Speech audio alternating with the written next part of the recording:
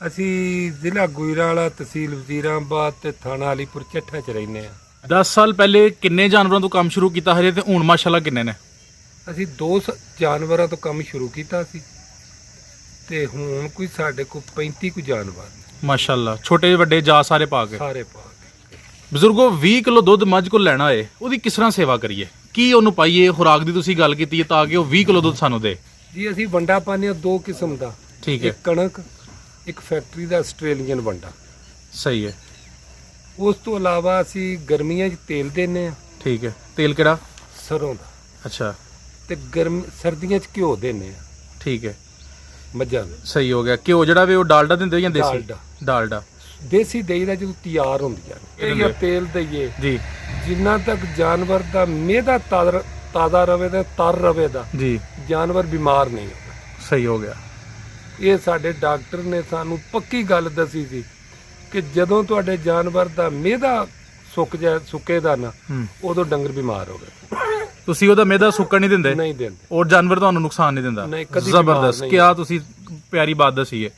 ਅੱਛਾ, ਇਹ ਦੱਸਿਓ ਕਿ ਤੁਹਾਡੀ ਨਜ਼ਰ 'ਚ ਬਿਹਤਰੀਨ ਵੰਡਾ ਇਹ ਹੀ ਹੈ ਜਾਂ ਕਿਸੇ ਹੋਰ ਨੂੰ ਵੀ ਬਿਹਤਰੀਨ ਵੰਡਾ ਪਾਇਆ? ਇੱਕ ਤੁਸੀਂ ਦੱਸਿਆ ਨਾ ਕਿ ਕਣਕ ਦਿੰਦੇ ਆ, ਨਾਲ ਅਸੀਂ ਇੱਕ ਬਣਿਆ ਹੋਇਆ ਵੰਡਾ ਦਿੰਦੇ ਆ ਆਸਟ੍ਰੇਲੀਅਨ। ਬਿਹਤਰੀਨ ਵੰਡਾ ਤੁਸੀਂ ਕਿਹਨੂੰ ਕਹੋਗੇ? ਕਣਕ ਤੋਂ ਵੱਧ ਤੇ ਕੋਈ ਵੰਡਾ ਵੀ ਨਹੀਂ। ਬਿਲਕੁਲ ਸਹੀ ਕਹਿ ਰਹੇ ਹੋ। ਲੇਕਿਨ ਆਸਟ੍ਰੇਲੀਅਨ ਵੰਡੇ 'ਚ ਇੱਕ ਫਾਇਦਾ ਸਾਨੂੰ ਆਇਆ, ਲੋਕਾਂ ਦਾ ਨਹੀਂ ਪਤਾ, ਜੀ, ਕਿ ਸਾਡੀ ਕੋਈ ਮੱਝ ਵੀ ਸੂਣ ਤੋਂ ਬਾਅਦ 1 ਮਹੀਨੇ ਦੇ ਅੰਦਰ ਅੰਦਰ ਐਸੀ ਨਹੀਂ ਕਿ ਜਿਹੜੀ ਅਗਲੇ ਦੁੱਧ ਨਾ ਹੋ ਗਈ। ਬੜੀ ਜ਼ਬਰਦਸਤ ਹੁੰਦੇ ਨੇ, ਕੋਈ ਸਾਈਡ ਇਫੈਕਟ। ਅੱਛਾ, ਤੁਸੀਂ ਸਾਇਲਜ ਵੀ ਬਣਾਇਆ ਔਰ ਅਸੀਂ ਇਹ ਗੁਜਰਾਂਵਾਲਾ ਔਰ ਹਾਫਜ਼ਾਬਾਦ ਦੇ ਦਰਮਿਆਨੀ ਇਲਾਕੇ 'ਚ ਬੈਠੇ ਆ। ਅਸੀਂ ਵੇਖਨੇ ਪਏ ਇੱਥੇ ਸਾਇਲਜ ਦੇ ਵਾਲਾ ਟ੍ਰੈਂਡ ਜ਼ਿਆਦਾ ਹੈ। ਜੀ। ਕੀ ਵਜ੍ਹਾ ਹੈ ਕਿ ਲੋਕ ਸਾਇਲਜ ਬਣਾਉਂਦੇ ਨੇ? ਉਹਦੇ 'ਚ ਨਾ ਟਾਈਮ ਦੀ ਤੇ ਮੁਲਾਜ਼ਮ ਦੀ ਬੜੀ ਬਚਤ ਹੈ। ਜ਼ਬਰਦਸਤ। ਕਿਸ ਤਰ੍ਹਾਂ ਜ਼ਰਾ ਦੱਸਿਓ। ਵਾਲੇਕਮ अस्सलाम ਜੀ। ਬਜ਼ੁਰਗੋ ਕੀ ਹਾਲ ਹੈ ਤੁਹਾਡਾ? ਅੱਲਾ ਦਾ ਕਰਮ, ਠੀਕ ਠਾਕ, ਦੁਆਈ ਨੇ ਤੁਹਾਡੀਆਂ ਜੀ। ਮਾਸ਼ਾਅੱਲਾ। ਆਪ ਦਾ ਕੀ ਨਾਂ ਹੈ? ਜ਼ੁਲਫਕਾਰ ਅਲੀ। ਸਰ ਆਪ ਦਾ ਇਲਾਕਾ ਕਿਹੜਾ ਹੈ? ਅਸੀਂ ਜ਼ਿਲ੍ਹਾ ਗੁਜਰਾਂਵਾਲਾ, ਤਹਿਸੀਲ ਵਜ਼ੀਰਾਬਾਦ ਤੇ ਥਾਣਾ ਅਲੀਪੁਰ ਚੱਠਾ ਚ ਰਹਿੰਦੇ ਆ। ਅੱਛਾ, ਮਾਸ਼ਾਅੱਲਾ। ਬਜ਼ੁਰਗੋ ਉਮਰ ਕਿੰਨੀ ਜੇ? ਮੇਰੀ 70 ਸਾਲ ਉਮਰ ਹੋ ਗਈ। ਮਾਸ਼ਾਅੱਲਾ। ਤੇ ਡੇਰੀ ਫਾਰਮਿੰਗ ਦਾ ਕਿੰਨੇ ਸਾਲਾਂ ਦਾ ਤਜਰਬਾ ਜੇ? ਇਹ ਅਸੀਂ ਕੋਈ 10 ਸਾਲ ਤੋਂ ਨਾ 10 ਸਾਲ ਤੋਂ ਕਰਦੇ 10 ਪਏ? ਸਾਲ ਤੋਂ ਇਹ ਕੰਮ ਕਰ ਰਹੇ ਹਾਂ। ਅੱਛਾ, ਇਹ ਦੱਸੋ 10 ਸਾਲਾਂ ਵਿੱਚ ਡੇਰੀ ਫਾਰਮ ਦੇ ਕੰਮ ਵਿੱਚ ਤੁਸੀਂ ਕਿਹੜੀਆਂ-ਕਿਹੜੀਆਂ ਮੁਸ਼ਕਲਾਂ ਵੇਖੀਆਂ ਨੇ? ਸਭ ਤੋਂ ਮੇਨ ਮੁਸ਼ਕਲ ਤੇ ਹੁੰਦੀ ਹੈ ਜੀ ਮਾਲ ਦੀ ਜ਼ਿੰਮੇਵਾਰੀ। ਜੀ। ਜਿਹੜਾ ਬੰਦਾ ਇਹਦੀ ਜ਼ਿੰਮੇਵਾਰੀ ਪੂਰੀ ਕਰ ਲੈਂਦਾ ਨਾ, ਸਾਰੀਆਂ ਮੁਸ਼ਕਲਾਂ ਤੇ ਕਾਬੂ ਪਾ ਲੈਂਦਾ। Very good. ਜ਼ਿੰਮੇਵਾਰੀ ਦੇ ਇਲਾਵਾ ਕੋਈ ਹੋਰ ਗਲਤੀ ਜਿਹੜੀ ਸਾਡੇ ਆਮ ਤੌਰ ਤੇ ਫਾਰਮਰ ਕਰ ਬੈਂਦੇ ਨੇ? ਅਸੀਂ ਸਭ ਤੋਂ ਮੇਨ ਗਲਤੀ ਤੇ ਹੁੰਦੀ ਹੈ ਕਿ ਜਿਹੜੀ ਮਾਲ ਲਈ ਅਸੀਂ ਜਗ੍ਹਾ ਸਾਫ਼ ਸੁਥਰੀ ਤੇ ਅੱਛੀ ਨਹੀਂ ਬਣਾ ਸਕਦੇ। ਠੀਕ। ਯਾਨੀ ਕਿ ਜਗ੍ਹਾ ਦਾ ਸਾਫ਼ ਸੁਥਰਾ ਹੋਣਾ, ਮਾਲ ਡੰਗਰ ਦਾ ਸਾਫ਼ ਸੁਥਰਾ ਹੋਣਾ ਬੜਾ ਜ਼ਰੂਰੀ ਹੈ। ਬਹੁਤ ਜ਼ਰੂਰੀ ਹੈ। ਠੀਕ ਹੈ।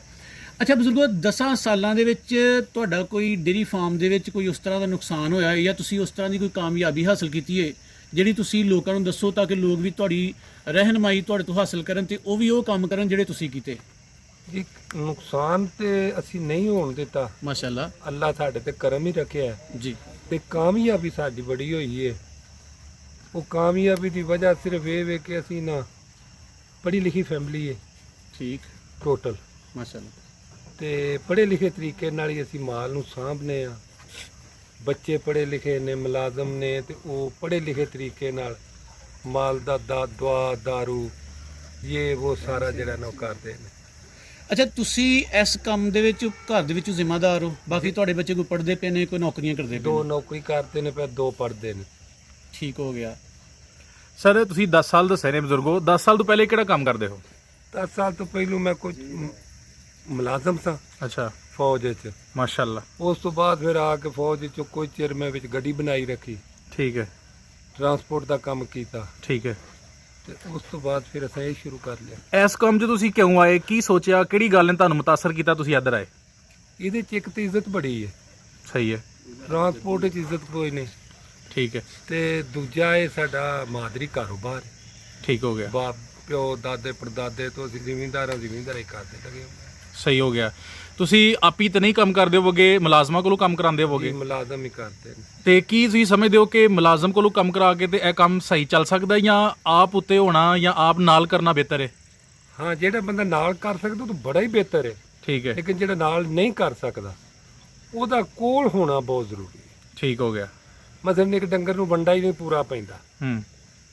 ਮੁਲਾਜ਼ਮ ਨੂੰ ਦੱਸੀਦਾ ਬਈ ਇਹ ਮੱਝ ਨੂੰ ਇੰਨਾ ਵੰਡਾ ਪਾਣਾ ਸੀ ਤੇ ਤੂੰ ਤਾਂ ਘੱਟ ਪਾਇਆ। ਜਾਂ ਤੂੰ ਜ਼ਿਆਦਾ ਪਾ ਲਿਆ। ਇਸ ਜਾ ਨੂੰ ਦੁੱਧ ਇੰਨਾ ਛੱਡਣਾ ਸੀ ਤੇ ਇਹਨੂੰ ਦੁੱਧ ਥੋੜਾ ਛੱਡੀ ਪਿਆ।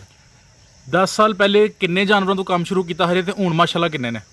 ਅਸੀਂ 2 ਜਾਨਵਰਾਂ ਤੋਂ ਕੰਮ ਸ਼ੁਰੂ ਕੀਤਾ ਸੀ ਤੇ ਹੁਣ ਕੋਈ ਸਾਡੇ ਕੋਲ 35 ਕੁ ਜਾਨਵਰ ਨੇ, ਮਾਸ਼ਾਅੱਲਾ ਛੋਟੇ ਵੱਡੇ ਜਾ ਸਾਰੇ ਪਾ ਕੇ। ਸਾਰੇ ਪਾ ਕੇ।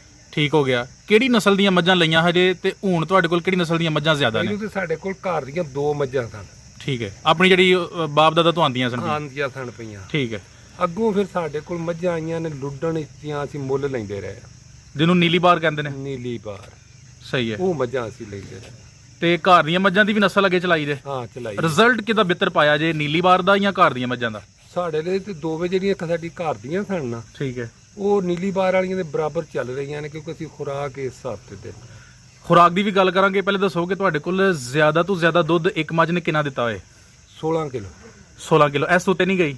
ਨਹੀਂ, ਆਮ ਰੂਟੀਨ ਦਾ ਦੁੱਧ ਇਹ ਦੋਵਾਂ ਟਾਈਮਾਂ ਦਾ ਦੱਸ ਰਹੇ ਹੋ? ਦੋਵਾਂ ਟਾਈਮਾਂ ਦਾ ਆਮ ਰੂਟੀਨ ਦਾ। ਮੈਂ ਕਹਿੰਦਾ ਪਿਆ ਕਿ ਅਗਰ ਮੱਝ ਸਜਰੀ ਹੈ, ਤਾਜ਼ੀ ਹੈ, ਜੀ। ਔਰ ਜ਼ਿਆਦਾ ਤੋਂ ਜ਼ਿਆਦਾ ਉਹ ਦੁੱਧ ਕਿੰਨਾ ਕੁ ਦੇ ਜਾਂਦੀ ਹੈ? ਅਗਰ ਉਹਨੂੰ ਅਸੀਂ ਪੂਰਾ ਸਾਂਭ ਵੱਖਰੀ ਤੌਰ ਤੇ ਕਰੀਏ ਨਾ, ਇਕੱਲਾ ਕਰਕੇ, ਜੀ। ਉਹ 20 ਕਿਲੋ ਤੱਕ ਵੀ ਅਪੜਦੀ ਹੈ। ਤੇ ਕੁਝ ਲੋਕ ਕਹਿੰਦੇ ਨੇ ਕਿ 25 ਤੱਕ ਜਾਂਦੀਆਂ ਨੇ, ਤੁਹਾਡਾ ਕੀ ਕਹਿਣਾ? ਹਾਂ ਸ਼ਾਇਦ ਕੋਈ ਜਾਂਦੀ ਹੋਵੇ ਦੀ 12 ਲੇਕਿਨ ਤੁਹਾਡਾ ਤਜਰਬਾ 20 ਦਾ ਹੈ। ਸਾਡਾ 20 ਤੱਕ। ਬਜ਼ੁਰਗੋ 20 ਕਿਲੋ ਦੁੱਧ ਮੱਝ ਕੋਲ ਲੈਣਾ ਹੋਏ, ਉਹਦੀ ਕਿਸ ਤਰ੍ਹਾਂ ਸੇਵਾ ਕਰੀਏ? ਕੀ ਉਹਨੂੰ ਪਾਈਏ? ਖੁਰਾਕ ਦੀ ਤੁਸੀਂ ਗੱਲ ਕੀਤੀ ਹੈ ਤਾਂ ਕਿ ਉਹ 20 ਕਿਲੋ ਦੁੱਧ ਸਾਨੂੰ ਦੇ।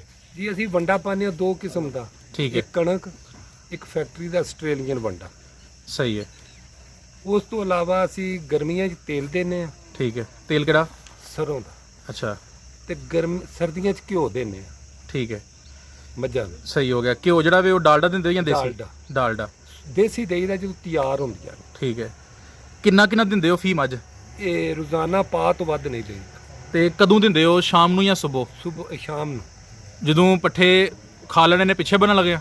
ਨਹੀਂ ਬੰਨਦੇ ਤੇ ਅਸੀਂ ਹੈ ਨਹੀਂ, ਮਾਲ ਸਾਡਾ ਖੁੱਲਾ ਰਹਿੰਦਾ ਵੇ। ਠੀਕ ਹੋ ਗਿਆ। ਇਹਦਾ ਫਾਇਦਾ ਕੀ ਹੁੰਦਾ? ਘਿਓ ਦਾ। ਜੀ ਘਿਓ ਜਿਹੜਾ ਤੁਸੀਂ ਸਰਦੀਆਂ ਗਰਮੀਆਂ ਦਿੰਦੇ ਜਾਂ ਹੋ? ਤੇਲ ਦਈਏ ਜੀ।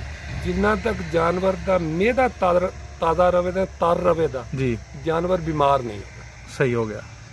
ਇਹ ਸਾਡੇ ਡਾਕਟਰ ਨੇ ਸਾਨੂੰ ਪੱਕੀ ਗੱਲ ਦੱਸੀ ਸੀ ਕਿ ਜਦੋਂ ਤੁਹਾਡੇ ਜਾਨਵਰ ਦਾ ਮਿਹਦਾ ਸੁੱਕੇ ਦਾ ਨਾ, ਉਦੋਂ ਡੰਗਰ ਬਿਮਾਰ ਹੋ ਗਏ। ਤੁਸੀਂ ਉਹਦਾ ਮਿਹਦਾ ਸੁੱਕਣ ਨਹੀਂ ਦਿੰਦੇ? ਨਹੀਂ ਦਿੰਦੇ। ਔਰ ਜਾਨਵਰ ਤੁਹਾਨੂੰ ਨੁਕਸਾਨ ਨਹੀਂ ਦਿੰਦਾ? ਨਹੀਂ, ਕਦੀ ਜ਼ਬਰਦਸਤ। ਕਿਆ ਤੁਸੀਂ ਪਿਆਰੀ ਬਾਤ ਦਸੀ ਹੈ। ਅੱਛਾ ਇਹ ਦੱਸਿਓ ਕਿ ਤੁਹਾਡੀ ਨਜ਼ਰ 'ਚ ਬਿਹਤਰੀਨ ਵੰਡਾ ਇਹ ਹੀ ਹੈ ਜਾਂ ਕਿਸੇ ਹੋਰ ਨੂੰ ਵੀ ਬਿਹਤਰੀਨ ਵੰਡਾ ਪਾਇਆ? ਇੱਕ ਤੁਸੀਂ ਦੱਸਿਆ ਨਾ ਕਿ ਕਣਕ ਦਿੰਦੇ ਆ, ਨਾਲ ਅਸੀਂ ਇੱਕ ਬਣਿਆ ਹੋਇਆ ਵੰਡਾ ਦਿੰਦੇ ਆ ਆਸਟ੍ਰੇਲੀਅਨ। ਬਿਹਤਰੀਨ ਵੰਡਾ ਤੁਸੀਂ ਕਿਹਨੂੰ ਕਹੋਗੇ? ਕਣਕ ਤੋਂ ਵੱਧ ਤੇ ਕੋਈ ਵੰਡਾ ਵੀ ਨਹੀਂ। ਬਿਲਕੁਲ ਸਹੀ ਕਹਿ ਰਹੇ ਹੋ। ਲੇਕਿਨ ਆਸਟ੍ਰੇਲੀਅਨ ਵੰਡੇ 'ਚ ਇੱਕ ਫਾਇਦਾ ਸਾਨੂੰ ਆਇਆ, ਲੋਕਾਂ ਦਾ ਨਹੀਂ ਪਤਾ, ਜੀ। ਕਿ ਸਾਡੀ ਕੋਈ ਮੱਝ ਵੀ ਸੂਣ ਤੋਂ ਬਾਅਦ 1 ਮਹੀਨੇ ਦੇ ਅੰਦਰ ਅੰਦਰ ਐਸੀ ਨਹੀਂ ਕਿ ਜਿਹੜੀ ਅਗਲੇ ਦੁੱਧ ਨਾ ਹੋ ਗਈ। ਬੜੀ ਜ਼ਬਰਦਸਤ ਗੱਲ ਕੀਤੀ ਤੁਸੀਂ, ਕੀ ਬਾਤ ਹੈ। ਇਸ ਤੋਂ ਇਲਾਵਾ ਉਹਦਾ ਕੋਈ ਫਰਕ ਵੀ ਨਹੀਂ, ਯਾਨੀ ਕੋਈ ਸਾਈਡ ਇਫੈਕਟ ਜਿਹੜੇ ਹੁੰਦੇ ਨਹੀਂ, ਨੇ? ਕੋਈ ਸਾਈਡ ਇਫੈਕਟ। ਅੱਛਾ ਤੁਸੀਂ ਸਾਇਲਜ ਵੀ ਬਣਾਇਆ, ਔਰ ਅਸੀਂ ਇਹ ਗੁਜਰਾਂਵਾਲਾ ਔਰ ਹਾਫਜ਼ਾਬਾਦ ਦੇ ਦਰਮਿਆਨੀ ਇਲਾਕੇ 'ਚ ਬੈਠੇ ਹਾਂ। ਅਸੀਂ ਵੇਖਨੇ ਪਏ ਇੱਥੇ ਸਾਇਲਜ ਦੇ ਵਾਲਾ ਟ੍ਰੈਂਡ ਜ਼ਿਆਦਾ ਹੈ। ਜੀ। ਕੀ ਵਜ੍ਹਾ ਕਿ ਲੋਕ ਸਾਇਲਜ ਬਣਾਉਂਦੇ ਨੇ? ਉਹਦੇ 'ਚ ਨਾ ਟਾਈਮ ਦੀ ਤੇ ਮੁਲਾਜ਼ਮ ਦੀ ਬੜੀ ਬਚਤ ਹੈ। ਜ਼ਬਰਦਸਤ। ਕਿਸ ਤਰ੍ਹਾਂ ਜ਼ਰਾ ਦੱਸਿਓ। ਉਹ ਇਸ ਤਰ੍ਹਾਂ ਕਿ ਸਵੇਰ ਅਸੀਂ ਨਾ ਸੈਲਜ ਤੇ ਤੂੜੀ ਰਲਾ ਕੇ ਪਾ ਦਿੱਤੀ ਹੈ। ਠੀਕ ਹੈ। ਮੁਲਾਜ਼ਮ ਆਜ਼ਾਦ ਹੋ ਗਿਆ। ਉਹ 1 2 3 ਵਜੇ ਤੱਕ ਬੜੇ ਆਰਾਮ ਨਾਲ ਆਸਨ ਤਰੀਕੇ ਨਾਲ ਪੱਠੇ ਬਣਾ ਕੇ ਤੇ ਰੱਖ ਲੈਦਾ।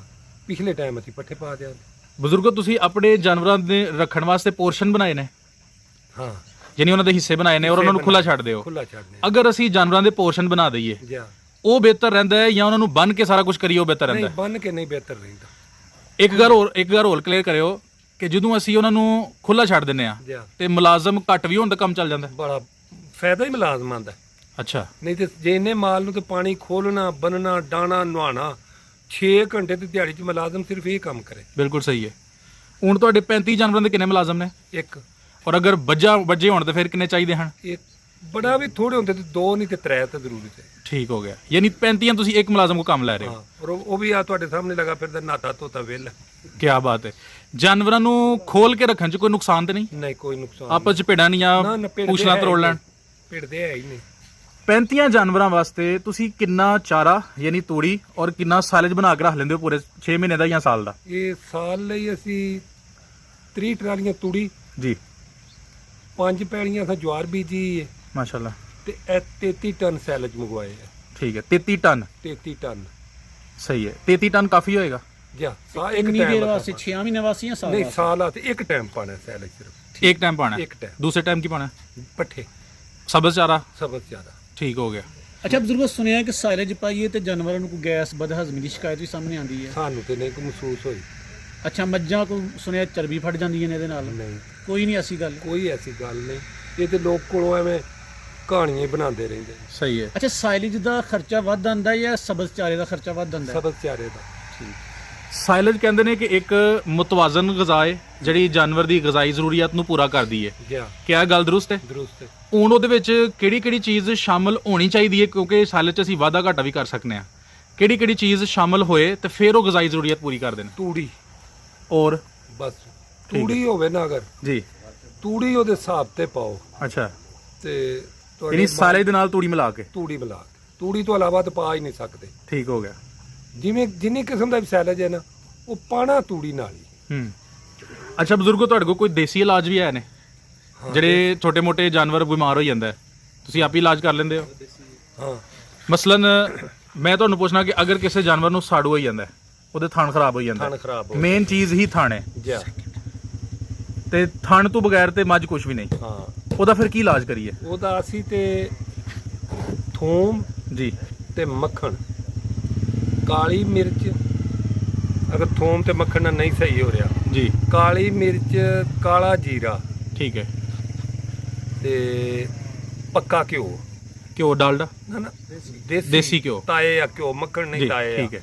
ਇਹ ਰਲਾ ਕੇ ਹੂੰ ਪਾ ਤਿੰਨ ਚੀਜ਼ਾਂ ਰਲਾ ਕੇ ਹੂੰ ਉਹਦੀਆਂ ਤਿੰਨ ਖੁਰਾਕਾਂ ਕਰ ਲੈਂਦੇ ਆ। ਠੀਕ ਹੈ। 3 ਦਿਨ ਦਿੰਨੇ ਆ, ਇਨਸ਼ਾਅੱਲਾ ਠੀਕ ਹੋ ਜਾਏ। ਬਜ਼ੁਰਗੋ ਬਹੁਤ ਸ਼ੁਕਰੀਆ। ਤੁਹਾਡੇ ਕੋਲ ਹੋਰ ਵੀ ਕੋਈ ਦੇਸੀ ਇਲਾਜ ਹੈ ਨੇ? ਹਾਂ ਜੀ, ਹੋਰ ਤੇ ਜਟਕੇ ਟੋਟ ਕੇ ਤਾਂ ਅਸੀਂ ਬੜੇ ਹੀ ਕਰਦੇ ਰਹਿੰਦੇ ਹਾਂ। ਅਸੀਂ ਤੁਹਾਡੇ ਕੋਲ ਟੋਟ ਕੇ ਜਿਹੜੇ ਨੇ ਉਹ ਦੂਸਰੀ ਵੀਡੀਓ 'ਚ ਪੁੱਛਾਂਗੇ। ਬਹੁਤ ਸ਼ੁਕਰੀਆ, ਜਜ਼ਾਕੱਲਾ, ਅਸਲਾਮ ਅਲੈਕੁਮ।